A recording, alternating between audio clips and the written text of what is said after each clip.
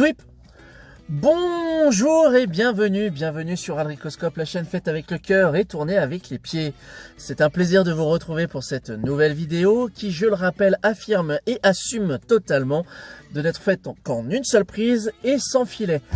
Avant d'entrer dans le vif du sujet qui va concerner un titre de la distinguée concurrence, je rappelle que ce vendredi aura lieu le second numéro de Fantastic Friday, un petit live organisé par votre humble serviteur en compagnie de Max Faraday. Nous aurons l'occasion de discuter de comics sous toutes ses formes, que ce soit en version papier, au cinéma ou en série télévisée. Voilà.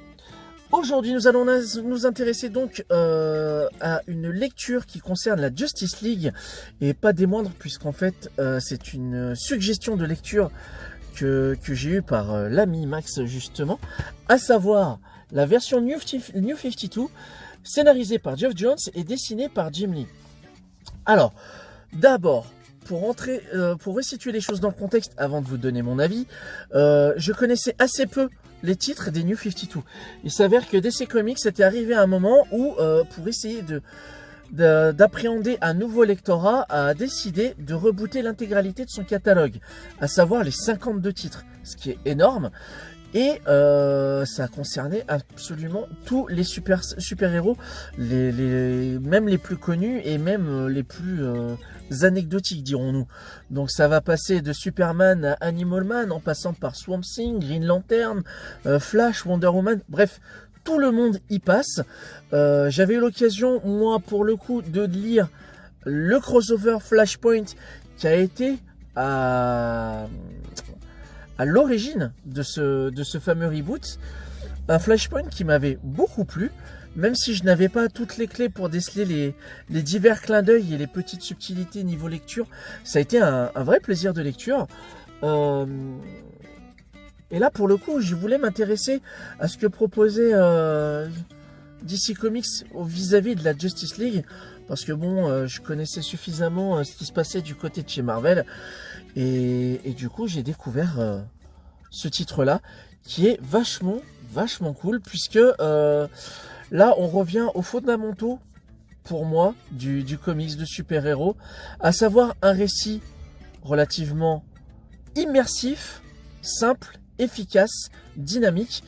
Ça m'a rappelé beaucoup X-Men, la genèse mutante, avec Jim Lee, justement, car en fait, dès les premières pages, en quelques échanges de dialogue, tout est posé.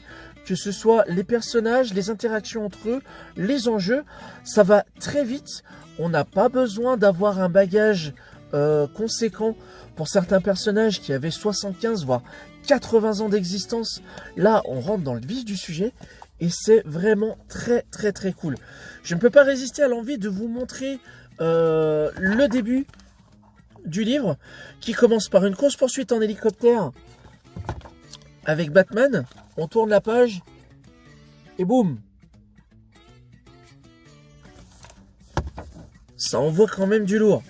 Même si, pour ma part, je trouve que Jim Lee n'a rarement été aussi bon que sur X-Men Genèse Mutante.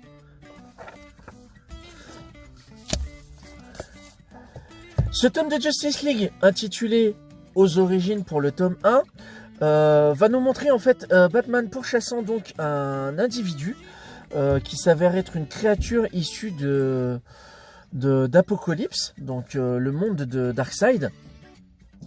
Tout le tome va être articulé autour de l'invasion des esclaves de Darkseid et de Darkseid en personne. Et Batman va devoir s'associer avec les membres qui vont constituer la Justice League.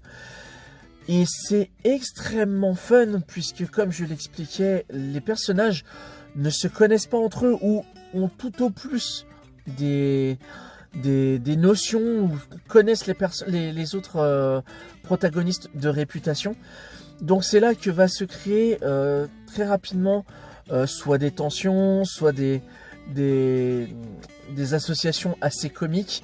Le ressort comique le plus fréquent concernant ce tome, c'est t'es un humain, t'as pas de pouvoir, mais Batman, tu sers à rien. Alors que non, en fait, mec, c'est Batman, tu peux pas tester. C'est plutôt intéressant. Au niveau du dessin, comme je l'expliquais, on va avoir un découpage extrêmement vif, extrêmement efficace.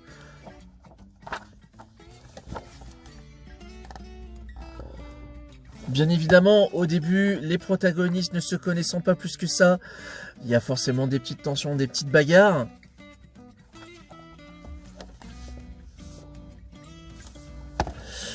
Mais à côté de ça, ça fait très bien le job. Pour quelqu'un qui, comme moi, connaissait quand même un peu la Justice League, c'était assez fun de voir cette proposition de relecture.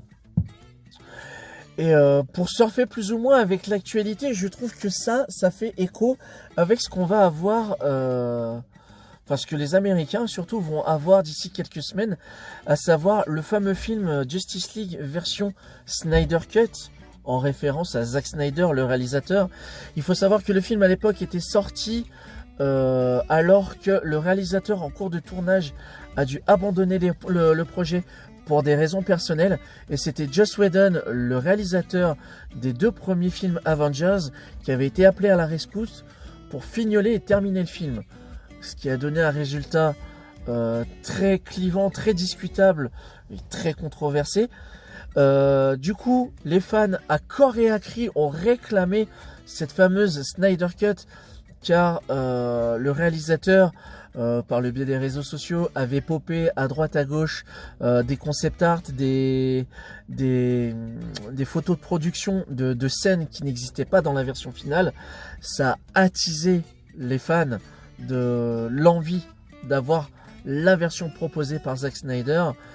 Et du coup, de mémoire de cinéphile, je crois bien que c'est la première fois que un tel phénomène se produit, à savoir que les spectateurs réclament une autre version du film et obtiennent gain de cause. Je crois que la Warner avait rallongé 60 millions de dollars, ce qui est assez conséquent. Donc le film va sortir d'ici quelques semaines et va proposer de prolonger l'expérience Justice League, une relecture différente. Et le comics que je vous présente aujourd'hui, pour moi, c'est le matériau de base qui aurait pu constituer le Justice League de Zack Snyder. Même si je ne l'ai pas vu, je dis bien aurait pu constituer le Justice League, parce que Green Lantern n'est pas présent. C'est tout con à dire, mais le fait est là. À côté de ça, ça reste extrêmement plaisant. Je reviens aux comics, extrêmement plaisant à lire. Moi, ça m'a donné envie de découvrir la suite des aventures de Superman, Batman, Wonder Woman, Green Lantern, Cyborg, Flash et Aquaman, qui est la composition de cette Justice League. Il faut savoir que ce groupe de super-héros a suivi différentes formations, a eu différents protagonistes. Je pense notamment aux Martiens, aux Martian Manhunter, ou encore à Hawkman et Hawkgirl, qui viennent compléter cette composition. Donc, pour moi, la suggestion du jour, si vous voulez vous intéresser à du récit de super-héros très fun, très immersif, et qui ne nécessite pas nécessairement de connaissances sur l'univers de DC Comics, c'est ce Justice League, scénarisé par Geoff Johns et dessiné par Jim Lee. Mon seul regret est qu'à l'heure actuelle, les New 52, c'est terminé. On est à une nouvelle phase de DC Comics qui est le DC Rebirth, ce que je trouve extrêmement dommage, parce que je trouvais que avec ce New 52 qui proposait donc de rebooter l'intégralité du catalogue DC Comics, ça fait même pas 10 ans que ça avait été proposé, les gars. Je trouve ça dommage que vous ayez pas perduré la chose. Il y avait matière à creuser davantage, à aller davantage dans cette direction-là, que de reproposer derrière un énième reboot, un énième crossover, un énième event qui vienne tout péter et fracasser la continuité. Je pense notamment à la personne de Dan Didio, si je ne dis pas de bêtises, qui a été remercié et qui avait les rênes de DC Comics en termes d'architecture scénaristique, pourrait-on dire. Il avait déjà planifié une continuité, une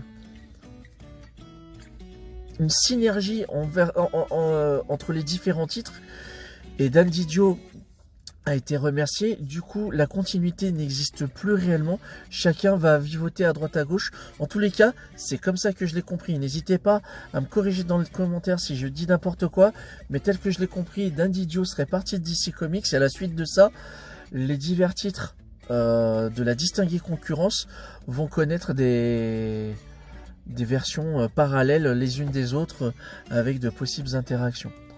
Voilà, c'est tout pour moi pour aujourd'hui. Je vous remercie d'avoir regardé cette vidéo. Comme d'habitude, si vous connaissiez ce titre ou non, que ça vous a donné envie de le lire, n'hésitez pas à m'en faire part dans les commentaires. Si ce que vous avez vu dans cette vidéo vous a plu, n'hésitez pas à vous abonner, pourquoi pas, activer la petite cloche pour ne rien louper des futures vidéos. En tous les cas, moi je vous dis à très bientôt. N'oubliez pas, ce vendredi, le live à 21 h en compagnie de Max Faraday pour le 2e numéro de Fantastic Friday. Et d'ici là, je vous dis plus de funkitude, portez-vous bien et à bientôt pour une prochaine.